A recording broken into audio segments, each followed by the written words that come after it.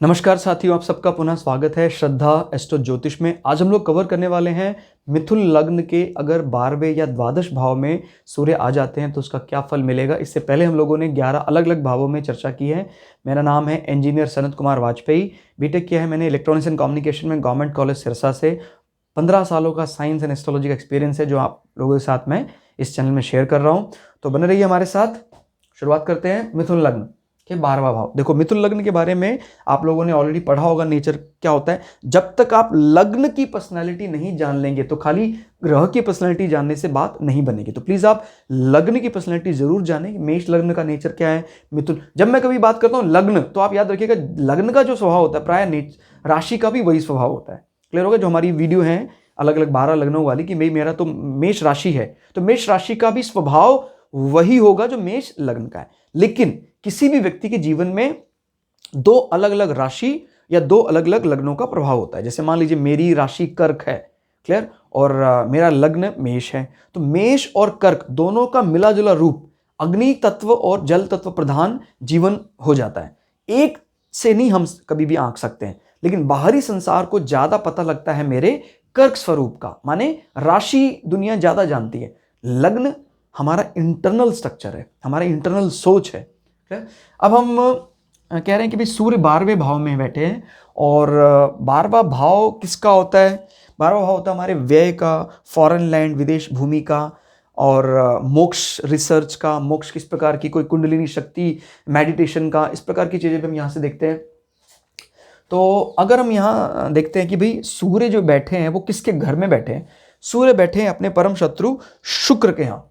Clear. और शुक्र जो है वो अगर अच्छी स्थिति में नहीं है तो सूर्य इस घर का जो है माहौल और ज्यादा बिगाड़ देंगे। क्लियर हो गया। पहले ही इस घर के मालिक खराब थे और फिर सूर्य भी वहां आ गए तो माहौल काफी बिगड़ गया। अब यहां से नजर मार रहे हैं वो कहां? हमारे रिपु भाव में, मतलब विदेश भूमि से हमें कष्ट मिलेगा। आपने कोई भी ऐसा इन्वेस्टमेंट अगर किया होगा विदेश में, क्लियर, तो उससे आपको कष्ट मिलना स्वाभाविक होगा। मान लीजिए इस घर का स्वामी अच्छी स्थिति में आ जाता है, शुक्र स्वाग्रही हो जाते हैं यहां पर, या शुक्र एक्सेल्ड कर जाते हैं, तो होगा क्या? एंड रिजल्ट जो होगा वो अच्छा होगा, परिणाम अच्छे होंगे। लेकिन वो बीच बीच में आपको चुभने वाली चीजें वहां से मिलती रहेंगी, क्योंकि सूर्य जो है वो परम शत्रु है। मेरी बात को जरा ध्यान से समझिएगा। घर के मालिक के अच्छे होने से एंड रिजल्ट अच्छे आते हैं, लेकिन घर की स्थिति खराब होने से जब तक वो ड्यूरेशन चलता रहेगा तब तक चुभन आती रहेगी। माने जब रिजल्ट आता है तब तो खुशी मिलती है, बाकी इन बिटवीन हमें हमेशा परेशानी परेशानी परेशानी देता है। तो दोनों स्थिति अच्छी होनी जरूरी है, इसका मालिक भी अच्छा हो और उसके बैठने वाले ग्रह भी अच्छे। तो सूर्य अगर यहां बैठे हैं तो आपको हमेशा वहां से चुभन, फॉरेन लैंड से या दूर से हमें कोई ना कोई इस प्रकार की परेशानियां मिलती रहेंगी। अब सूर्य क्योंकि हमारे पिता के भी कारक हैं, तो यह भी हो जाता है कि कई बार ऐसे व्यक्ति के पिता उससे काफी दूर चले जाते हैं। क्लियर हो गया। उससे काफी दूर चले जाते हैं। अगर यहां से गिनते हैं उसको 1 2 3 4 5 6 7 8 9 10, यानी भाई बहनों के कर्म या प्रोफाइल या स्टेटस को वो एस्टेब्लिश करने के लिए कई बार अपने से दूर चले जाते हैं, जातक से दूर चले जाते हैं, और फिर वो जातक के लिए एक प्रकार का कष्ट का रूप ले लेते हैं। तो ध्यान रखना, इसमें उसको धन का नुकसान भी हो सकता है, क्योंकि वो व्यय भाव भी दिखाता है, ना सिर्फ रिपु, क्योंकि ये कष्ट भी है, माने ये कष्ट है, ध्यान रखना है, ये शत्रुओं से कष्ट, और ये है हमारा व्यय भाव यानी खर्चा। तो आपने फॉरेन लैंड में हो सकता है अगर पिता वहां हैं तो पिता के ऊपर आपको खर्च करना पड़ रहा है, और वो खर्च ज्यादातर मेडिसिनल रूप में हो रहा है, क्योंकि ये भाव जो है वो दवाइयों का है, मेडिसिन का भी है। क्लियर हो गया। और यहां से वो नजर डाल रहे हैं यहां पर, तो और ये हमारे नौकर चाकर का भी घर होता है। तो इससे हम ये भी अंदाजा लगा सकते हैं कि भाई कोई बाहरी विदेशी जो है वहां से ही आपके शत्रुओं को बढ़ा रहे हैं। उसमें आपके हो सकता है कोई पुराने घर में काम करने वाले व्यक्ति भी हों जो उस शत्रुता का कारण है, या उन्होंने कोई इंफॉर्मेशन ऐसी बाहर लीक आउट, क्योंकि ये हिडन सीक्रेट भी होता है, याद रखिएगा। माने नौकर जो है वो हिडन सीक्रेट आपके बारे में आपके शत्रुओं को बताता है, आपको नहीं पता उसके बारे में। जरा समझिए इस चीज को। जैसे 8वां भाव होता है, वो हिडन सीक्रेट है खुद के, मैं मेरे बारे में जो समाज से छुपाता हूं वो ये। 12वां, समाज मुझसे मेरे बारे में जो छुपाता है। अगर ये भाव अच्छा है तो समाज में पहली बात तो कोई चीज मेरे से छुपाने वाले मेरे लोग होंगे वो होंगे नहीं, कुछ नहीं छुपाएंगे मुझसे।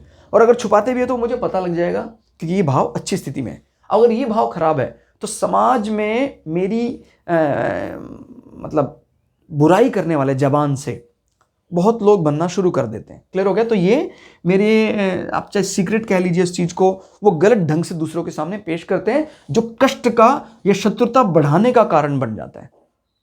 तो इस प्रकार से आप हर तरह से चीजों को देखिए कि भाई ये पालतू पशुओं का भी घर है, क्लियर हो गया, ये नौकर चाकरों का भी घर है। और क्यों? अब इसमें एक थोड़ी सी जो स्थिति वो कह सकते हैं, भाई सूर्य अपने मित्र के भाव में नजर मार रहा है। मित्र क्योंकि मंगल इनके मित्र हैं। फिर इसमें मंगल की स्थिति भी आपको देखनी पड़ेगी कि मंगल की स्थिति भी अच्छी हो। अगर मंगल की स्थिति अच्छी है तो सूर्य की नजर यहां पर शत्रुओं को काटने का काम करेगी, शत्रुओं को दूर करने का काम करेगी। क्लियर? लेकिन इसमें बात एकदम तय है कि उस काटने में या उस शत्रुओं को खत्म करने में सूर्य को भी बहुत ज्यादा कष्ट हो रहा है। कारण क्योंकि सूर्य जहां बैठा है वहां पर वो कंफर्ट नहीं है। मेरी बात आपको समझ में आ गई? ये आपको फायदा कब दे सकता है? ये आपको फायदा तब दे सकता है कि शुक्र स्वग्रही हो, उच्च के हो, मंगल स्वग्रही हो, उच्च के हो, तो फिर सूर्य की दृष्टि यहां कमाल करना शुरू कर देती है। लेकिन एक प्रथम दृष्टा इस कुंडली में सिर्फ 12वें भाव में सूर्य को देखा जाए तो वो कोई अच्छा संबंध व्यक्त नहीं करता है। तो मेरी बात याद रखिएगा, सिर्फ इस एक लाइन से या इस एक बात से कि सूर्य यहां बैठा है कुंडली खराब हो गई या कुंडली अच्छी हो गई, ऐसा नहीं है। हमें अलग अलग ग्रहों की नजर और अलग अलग ग्रहों की युति वो जानना जरूरी होगा, तब हम सही प्रेडिक्शन कर पाएंगे। लेकिन फिर दोबारा बात बता रहा हूं, ये सीढ़ियां हैं सारी, और जब सारी सीढ़ियां शुरू करेंगे चढ़ना तभी हम पूरे महल को बना पाएंगे। ठीक हो गया? तो ये बूंद बूंद से कब सागर भर जाएगा आपको पता भी नहीं लगेगा। तो दोस्तों आज की इस क्लास में इतना ही, मिलते हैं अगली क्लास में। तब तक के लिए जय हिंद, जय भारत। ये ज्ञान पूरे भारत के साथ दुनिया में अमर उसी कामना के साथ। नमस्कार। जय श्री भृगु पराशरा, जय श्री शुक्राचार्य।